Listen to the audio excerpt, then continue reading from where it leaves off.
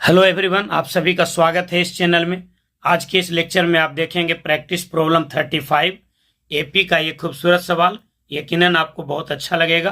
Question है कि if A B C are in AP then the value of A plus two B minus C into two B plus C minus A into C plus A minus B is equals to. Option A में है A B C, B में है 2abc, सी में है 4abc, D में है more than one और ई में है इनमें से कोई नहीं। लैंग्वेज का कोई असर नहीं होना चाहिए, हिंदी या इंग्लिश, मैथ में कोई खास फर्क नहीं पड़ता है लैंग्वेज का। क्वेश्चन देखिए कैसे बनाएंगे। कह रहा है कि a B C are in AP. बस आप एपी के कैरेक्टर को ध्यान में रखेंगे कि अगर ए बी सी एपी में है तो आप क्या कर सकते हैं। तो आप जानते हैं कि अगर ए बी सी एपी में है तो आप लिख सकते हैं बीच वाले नंबर का दुगना is equals to A plus C, या आप लिख सकते हैं B is equals to A plus C by 2। ये बात आपको सिर्फ ध्यान में रखना है कि अगर A B c A P में है तो 2b बराबर होगा ए प्लस सी। कैसे?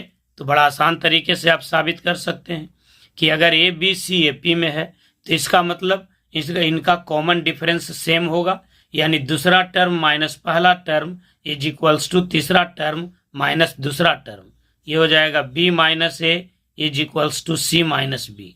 बी वाले टर्म को एक तरफ कर दीजिए तो ये हो जाएगा 2b is equals to A plus C. अब आपको देखिए कि फाइंड करना है किसको। आपको फाइंड करना है a प्लस 2b माइनस सी। तो जहां 2b है उस 2b को आप रिप्लेस कर दीजिए। तो 2b की जगह पर आप क्या लिख सकते हैं? ए प्लस सी।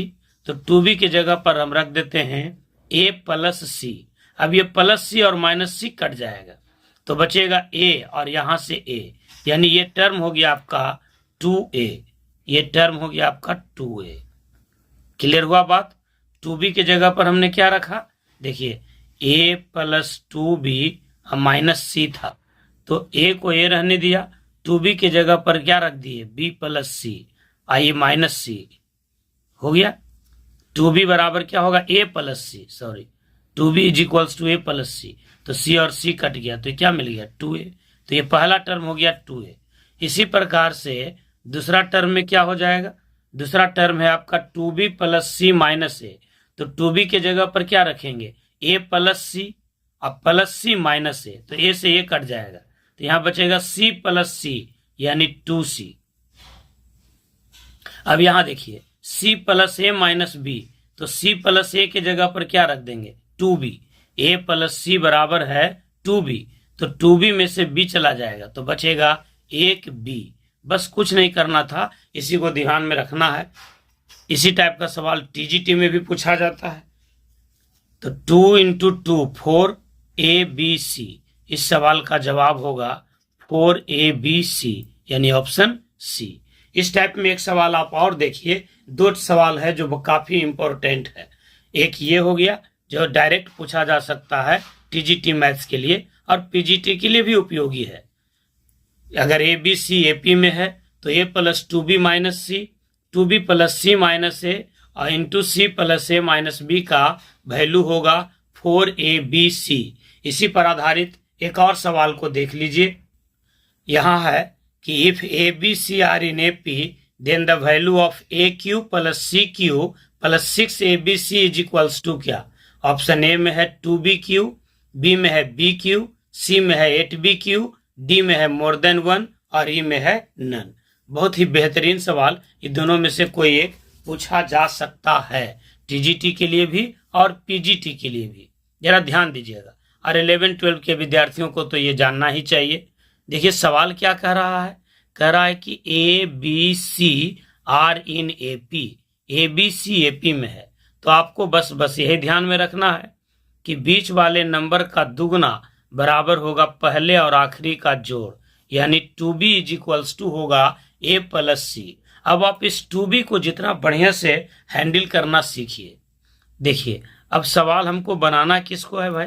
तो a cube plus C cube plus 6abc, इसी का वैल्यू निकालना है। ये देखिए a cube plus C cube plus 6abc। अब यहाँ पर हड़बड़ाइएगा थोड़ा सा गड़बड़ हो जाएगा, और ढंग से बनाइएगा तो सेकेंडों में बन जाएगा। एक टर्म है ए क्यू, दूसरा टर्म है सी क्यू।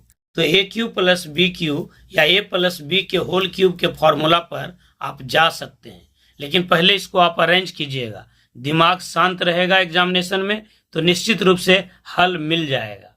देखिए 6ABC में ध्यान दीजिए, इस 2B को हटा दीजिए, 2B, ताकि हम 2B को रिप्लेस कर सकें। तो 2B को जब हम हटा देंगे तो हमको तो चाहिए 6ABC, तो B हट गया है और 6 में से 2 हट गया है, तो बच जाएगा कौन, 3, और एगो बचेगा A, और इस 2B को अलग कर दीजिए। अब आप देखिए अगले लाइन में ये हो जाएगा ए क्यूब प्लस सी क्यूब प्लस 3A, और 2B के जगह पर आप लिख सकते हैं A प्लस सी। अब आप देखिए ये एक फॉर्मूला जानते हैं आप कि अगर A cube plus B cube plus 3AB into A plus B रहे तो आप इसके जगह पर क्या लिख सकते हैं, ए प्लस बी का होल क्यूब। यहाँ एक टर्म देखिए छूटा हुआ है, ये 3A और सी भी तो बचा हुआ है, 3AC, यानी बचा हुआ क्या था आपका, A cube plus C cube plus 3AC into A plus सी।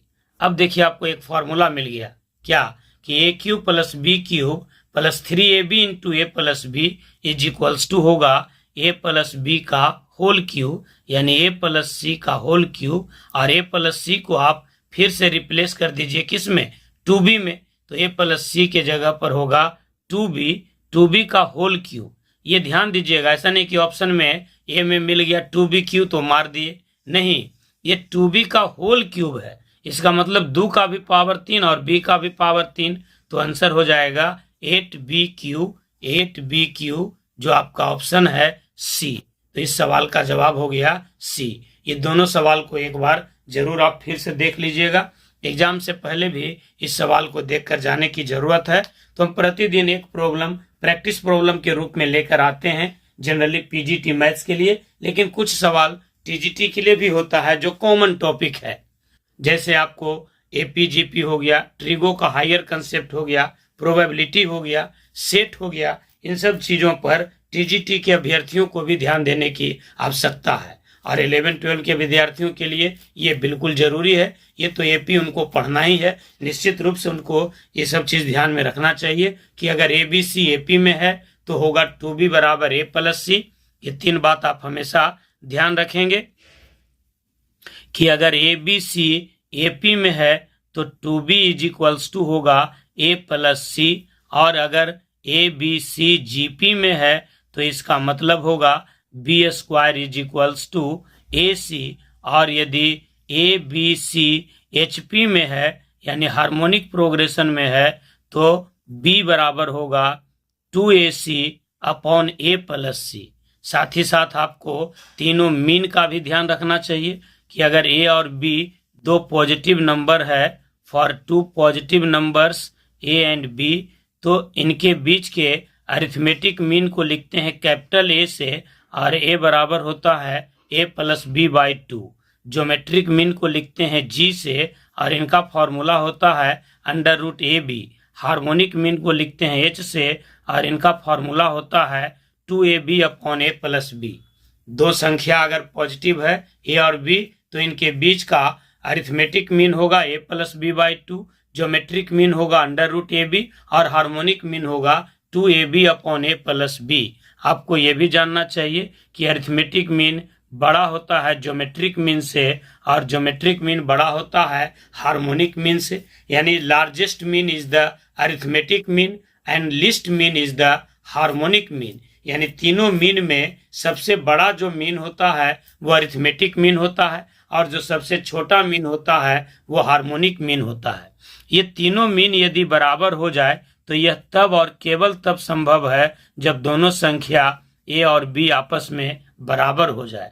एक और इसका इम्पोर्टेंट प्रॉपर्टीज है जिसको ध्यान रखना चाहिए कि अरिथमेटिक मीन, ज्योमेट्रिक मीन और हार्मोनिक मीन में एक संबंध ये भी है कि ज्योमेट्रिक मीन का जो स्क्वायर है वो अरिथमेटिक मीन और हार्मोनिक मीन के प्रोडक्ट के बराबर होता है, और एक कैरेक्टर आपको ये भी याद रखना चाहिए कि अगर अरिथमेटिक मीन, ज्योमेट्रिक मीन और हार्मोनिक मीन को एक सीरीज में बैठा दिया जाए तो ये तीनों यानी अरिथमेटिक मीन, ज्योमेट्रिक मीन और हार्मोनिक मीन ये जीपी का निर्माण करते हैं, यानी ए, जी और एच जीपी में होंगे। उम्मीद करते हैं आज का ये लेक्चर आपको अच्छा लगा होगा। प्लीज वीडियो को लाइक कीजिए, चैनल को सब्सक्राइब कीजिए और एक दूसरे के साथ ज्यादा से ज्यादा इसे शेयर कीजिए। बहुत बहुत धन्यवाद। शुभ रात्रि।